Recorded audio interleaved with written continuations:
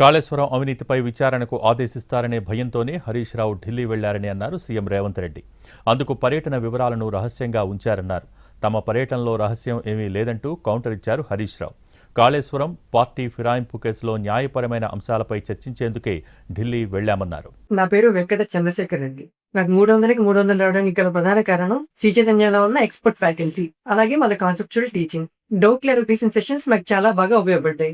Education తో పాటు sports, games, అక్కడ ఏదైనా స్ట్రెస్ వచ్చినా గానీ ఇక్కడ రిలీఫ్ వస్తుంది. Thank you Shri Chaitanya. I am Mohit. JEE Main 2026 300 out of 300 score సాధించినందుకు చాలా హ్యాపీగా ఉంది. నేషనల్ లెవెల్ కాంపిటీషన్ బీట్ చేయడానికి ఇక్కడ వెరీ యాప్ట్ సిస్టమ్ ఉంది. Sri Chaitanya is the perfect platform. నా ఈ 300/300 స్కోర్ మా తల్లిదండ్రులకు మరియు శ్రీ చైతన్యకి అంకితం.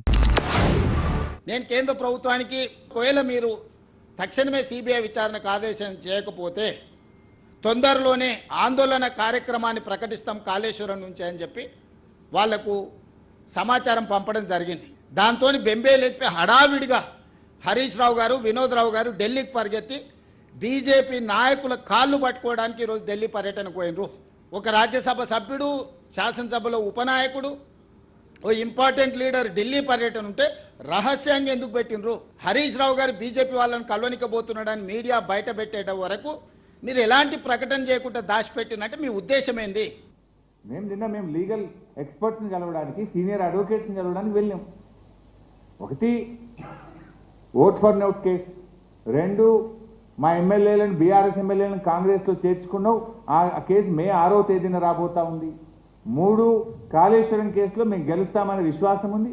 గెలిచినా కేవిట్ వేయడానికి, పొరపాటున మాకు అనుకూలంగా తీర్పు రాకపోయినా సుప్రీంకోర్టులో రిట్ పిటిషన్ వేయడానికి న్యాయవాదులతో మాట్లాడడానికి పోయినాం. ఇది పార్టీగా మా నాయకుడు ఆదేశించిండు. నాయకుడు ఆదేశం ప్రకారం మేము ముగ్గురం, మా వినోద్ కుమార్ గారు సీనియర్ న్యాయవాది, పార్లమెంట్ సభ్యులు రవిచంద్ర గారు కలిసి వెళ్ళి అక్కడ న్యాయవాదులతో మాట్లాడినాం.